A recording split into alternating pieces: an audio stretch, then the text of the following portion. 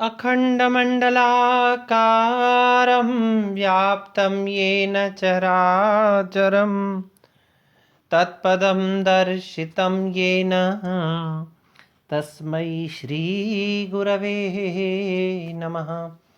तस्मै श्रीगुरवे नमः। तस्मै श्रीगुरवे नमः।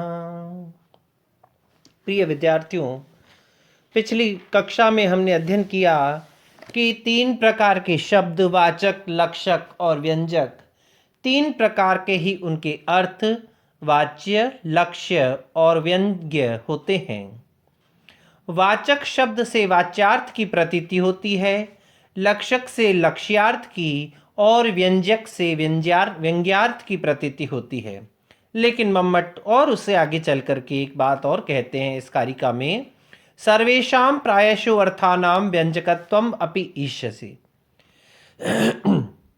सर्वेषां सभी का, अर्थात सभी अर्थों का, सर्वेषां अर्थानां सभी अर्थों का, प्रायशः सभी अर्थों का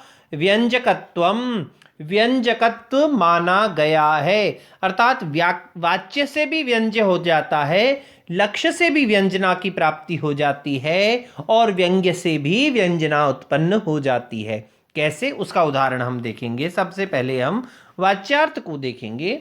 मातः गृह उपकरणम अद्य खलु नास्ति इति साधितं त्वया तद्भण किम करणीयम एवमेव न वासरः स्थायी।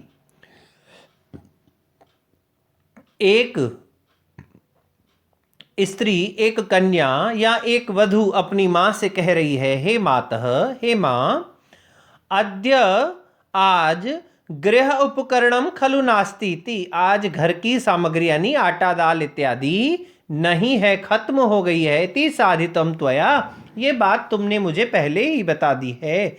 तद्भण किम करणीयम, तो बताओ क्या करना है। एवं एवं न वासरः स्थायी, पूरा दिन ऐसे तो नहीं बना रहेगा, अर्थात दिन भी ढलने वाला है। देखिए कितनी सरलता से वाच्यार्थ निकल रहा है कि एक पुत्री ने या एक बहू ने अपनी माँ से कहा कि घर में आज दाल चावल नहीं है, ये बात तुमने मुझे पहले ही बता दी थी, अब जल्दी से बताओ क्या करना है, क्योंकि दिन ढलने वाला है और ये दिन ऐसे ही नहीं रहेगा। ये तो वाच्यार्थ था, लेकिन इसका व्यंग्यार्थ क्या निकला है। यहाँ पर ये जो कहने वाली वधू है, अत्र स्वैर विहारार्थ नीति व्यंजते, यहाँ स्वच्छंद विचरण के लिए जाने वाली जो स्त्री है वह अपने उपपति के पास जाना चाहती है या अपने पुरुष मित्र से मिलने के लिए जाना चाहती है। इसलिए वह इस बात को जानबूझ करके माँ के सामने कह रही है कि तुम मुझे बताओ तो मैं बाहर जा करके और सामान लेकर के आती हूँ। यहाँ सामान लेके आने से तो वाच्यार्थ है, लेकिन इसकी व्यंजना क्या हो रही है कि वह किसी अन्य के पास मिलने के लिए जाना चाहती है। तो वाच्यार्थ से भी व्यंग्यार्थ की प्रतीति हो रही है। दूसरा उदाहरण हम देखेंगे, लक्ष्यार्थ से व्यंग्यार्थ किस प्रकार से प्रकट होता है। साधयन्ति सखी सुभगम क्षणे क्षणे दूनासी मत्कृते सद्भाव स्नेह करणीय सदृशम तावद विरचितम त्वया।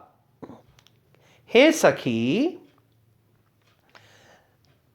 उस सुंदर व्यक्ति के पास पुनः पुनः जाकर के तुमने मेरे लिए बहुत अधिक कष्ट उठाया है, अब तुम्हें वह कष्ट उठाने की आवश्यकता नहीं है और सद्भाव स्नेह करणीय सदृशम तावत विरचितम त्वया, अपनी सद्भावना और स्नेह के कारण से जो तुम्हें करना चाहिए था, तावत विरचितम तया, अभी तक तुमने जो कर लिया सो कर लिया, अब तुम्हें मेरे लिए और कष्ट उठाने की आवश्यकता नहीं है।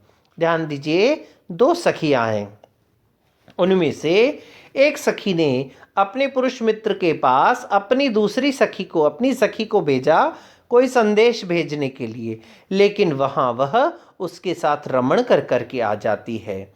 तब यह उस लक्ष्यार्थ के द्वारा उसके ऊपर व्यंजना करती है कि हे सखी, तुमने मेरे उस प्रेमी के पास, मेरे उस मित्र के पास जा जा करके बहुत कष्ट उठाया है, अब तुम्हें वो कष्ट करने की आवश्यकता नहीं है, क्योंकि मेरे प्रति जो तुम्हारी सद्भावना और स्नेह है उसके लिए तुम्हें जो करना चाहिए तुमने वो कर लिया। लक्षणा क्या निकली कि अब तुम्हें वहां जाने की आवश्यकता नहीं है। लेकिन व्यंजना क्या है यहाँ पर, अत्र मत प्रिय रमयंत्या त्वया शत्रुत्वम आचरतम इति लक्ष्यम।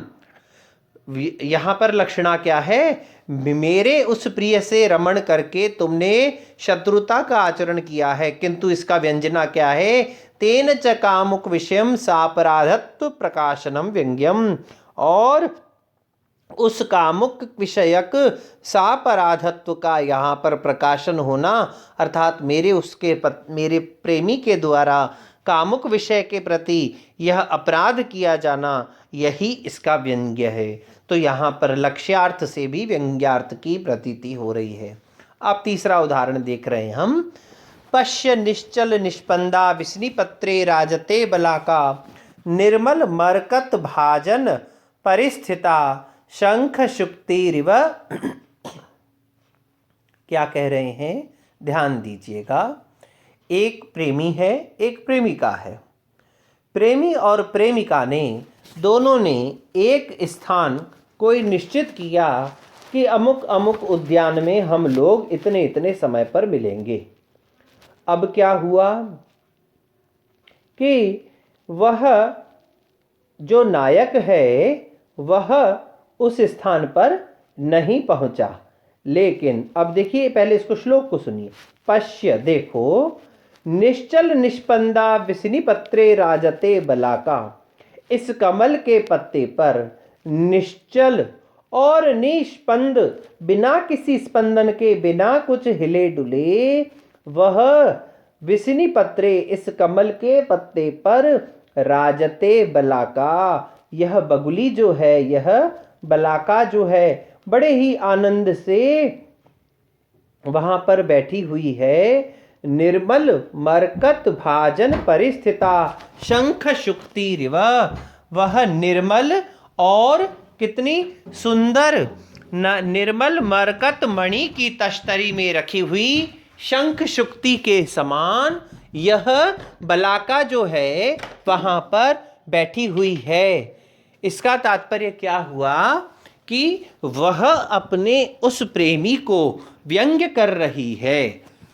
क्या व्यंग्य है, अब समझिएगा इसको।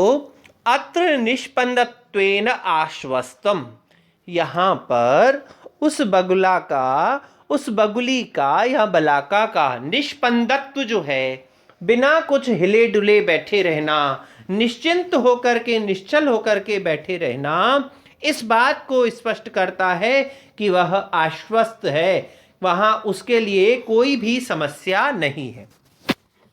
फिर उसके, ये तो वाच्यार्थ हुआ। उसकी लक्षणा क्या निकली, तेन जन रहितत्वम, अर्थात यह स्थान जन से रहित है। जन से रहित है, यह उसकी व्यंजना है। वहां की उसकी आश्वस्तता से लक्षणा सूचित हो रही है और उस लक्षणा से उस स्थान का जन रहित होना सूचित हो रहा है। अत्र संकेत स्थानम एतत् इति कयाचित कंचित प्रति उच्यते अथवा मिथ्या वदसी न त्वम आगतो अत्र आगतो भू इति व्यंज्यते। उससे यह स्पष्ट हो रहा है कि यहाँ पर कोई भी व्यक्ति नहीं आया। वह नायिका अपने नायक को कहती है कि मैंने तुम्हें बुलाया लेकिन तुम मुझे कह रहे हो कि मैं वहां होकर के आया। तुम्हारी बात झूठी है। क्यों झूठी है? क्योंकि तुम देखो उस कमलिनी के पत्ते पर वह बलाका निश्चिल होकर के, निश्चिंत होकर के, निष्पंद होकर के मरकत मणि की तश्तरी में रखी हुई शंख शुक्ति के समान बैठी हुई है। इससे स्पष्ट हो रहा है वह निश्चल है और निश्चल होने से उसकी निडरता है, आश्वस्तता है और आश्वस्तता होने से वह स्थान जन रहित है। अगर कोई वहां जन आ जाता तो वह कब की वहां से उड़ जाती। और इसका मतलब है कि तुम वहां पर नहीं आए।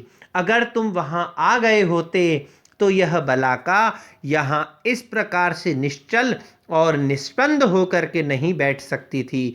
तुम मुझसे झूठ बोल रहे थे कि तुम यहाँ पर आए हो। तो उसके निष्पंदत्व से आश्वस्तता हो रही है, और आश्वस्तता से पहली व्यंजना क्या निकल रही है? जनता, जन रहितत्वम, अर्थात वहां पर किसी भी मनुष्य का जन का रहित होना, जन का अभाव होना। और इसी व्यंजना से दूसरी व्यंजना क्या निकल, देखिए व्यंग्य से व्यंग्य पुनः निकल रहा है। क्या निकल रहा है? कि यहाँ पर कोई भी नहीं आया है। कोई नहीं आया है, इसका मतलब तुम भी यहाँ नहीं आए हो। इस प्रकार हमने देखा सभी अर्थों से व्यंग्यार्थ की भी प्रतीति होती है। प्रथम उदाहरण में मातः गृह उपकरणम वाले में हमने देखा वाच्य से व्यंग्यार्थ, और साधयंती सखी वाले उदाहरण में देखा हमने लक्ष्य से व्यंग्यार्थ, और पश्य निश्चल निष्पंदा वाले उदाहरण से हमने व्यंग्य से व्यंग्यार्थ की प्रतीति देखी। अर्थात प्रत्येक अर्थ में व्यंजना छिपी हुई होती है। जिस शब्द को हम वाचक कह रहे हैं और उससे हमें वाच्यार्थ की प्रतीति हो रही है, विद्वान लोग उसमें भी व्यंजना निकाल लेते हैं। लक्ष्यार्थ में भी लक्षणा विद्यमान है, व्यंजना विद्यमान है, और व्यंग्यार्थ से भी व्यंजना का सूचन होता है। आज इतना ही। कल से हम अभिधा शब्द शक्ति के ऊपर चर्चा करेंगे। तब तक के लिए